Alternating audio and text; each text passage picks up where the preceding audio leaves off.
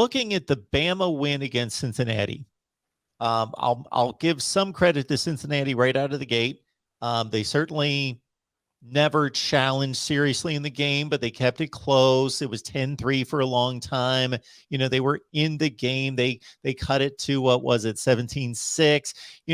There was, they held up physically, athletically. They didn't look embarrassed, outmatched on the field, but clearly Bama was the superior team. In terms of Bama's approach, Stephen, it reminded me of their approach against Notre Dame last year, where they didn't seem to cut it loose, and it felt as though they just thought, okay, we're in control of this game. We're going to run the ball. And obviously they set the tone right out of the gate on that first drive with 12 or 13 consecutive runs before the touchdown pass. Do you think that was by design in setting up for this game against Georgia, or that was just how they needed to play Cincinnati? I think it was a bit by design, Mark, but I think also Alabama wanted to prove it could run the football. And this is an offensive line that's been sort of up and down all year. So this was the first time Nick Saban kind of looks at Doug Marrone and looks at his offensive lineman and also looked at Brian Robinson, who's been here for 5 years at running back, and Saban sort of thought to himself, this is a game where we should be able to run this football, especially when you discuss Tulsa, who rushed for near 300 yards against Cincinnati. The Bearcats coming into the matchup. Best pass defense in college football, absolutely. But against the run, Cincinnati was giving up roughly 140 yards per game, gave up 14 rushing touchdowns. So Alabama just felt like we don't necessarily need to be all the way explosive in this game if we're able to run this football, because Cincinnati's defensive line was giving up some pounds to Alabama's offensive line. And I felt like, to me, this matchup reminded me of the 2016 Chick-fil-A Peach Bowl between Alabama and Washington. Remember, that defense gave Jake Browning fits out there. Even offensively, Jalen Hurts, not the most polished passer in the world, but they put the game on the back of the offensive line, and Bo Scarborough just ran wild there in Atlanta. 180 yards rushing off 19 carries, had 2 rushing touchdowns in the game. The final score of that one was 24-6. So I kind of felt like it played along the same notion of that 2016 Peach Bowl of the college football playoff semifinal matchup right there, where Alabama, it could have been explosive if it wanted to be. You still saw Bryce Young throw 3 touchdown passes to Ja'Cory Brooks, Slade Bolden, and Cameron Latu. But I still felt like Saban wanted to put the game on the back of the offensive line and Brian Robinson to run the football.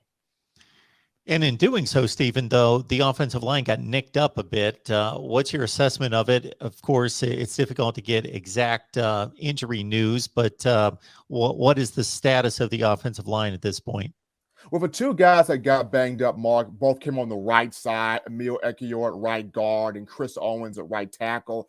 Owens has practiced since the injury. He's back out there practicing at number 79. Ekiyor is back out there as well. According to Coach Saban, he mentioned that he was very hopeful that Jeff Allen and the training staff would have both of those 2 guys, Ekiyor and Owens, prepared to go to face Georgia.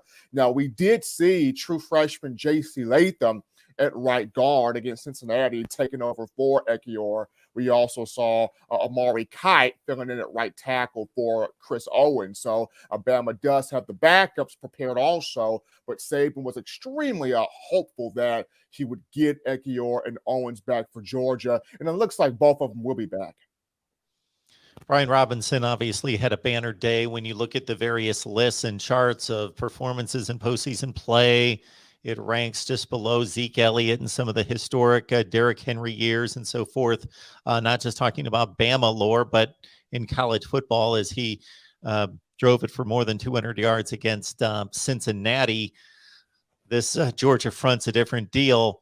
How much do you think Alabama is going to balance what they would like to continue in establishing the run to keep Georgia honest versus relying on the run to try to win this game? I think you're not going to be able to rely on the run simply because Georgia's a different front. Jordan Davis is 6'6", 340 pounds for a reason. Quay Walker, N'Kobe Dean, Nolan Smith, those guys are who they are for a reason. So you're not going to be able to just overly rely on the run. However, you do want to implement that to give Georgia something to respect. So I'm not saying Brian Robinson's going to have another 200-yard day, but somewhere between 80 to 125 yards. That's doable. Somewhere between that 80 to 125-yard mark. And then not just Brian Robinson, but mixing in Trey Sanders, mixing in some designed runs with Bryce Young, having that element that Georgia has to respect out there in terms of their defensive front and the secondary. Also, Alabama's going to have to take shots down the field. We know this, with Jamison Williams, with Ja'Cory Brooks, with other guys, Slade Bolden, and that possession, a type of receiver or deal. Is this a game where we can finally see Jamil Billingsley have that breakout type of game? He's had some off-field issues early on in the season, but has cleaned those up as the season has progressed on. But is this a matchup where Bill O'Brien goes back to reestablishing him at that tight end position? We've seen him establish Cameron Latou. Going back to Cincinnati, Latou had a touchdown reception in that game. So I want to see some screens. Do we get some screen action here with the receivers, with the running backs, with the tight end? So there's different ways that Coach O'Brien can go with this from an offensive standpoint, but it's going to have to be attacking Georgia from different angles. The Bulldogs are who they are for a reason. We saw against Michigan them getting back to that soul-snatching type of performance defensively. So for Alabama, you're going to want to have balance, but it's going to come down to Brian Robinson, maybe in that 80 to 125 rushing yards range, and then getting other guys involved.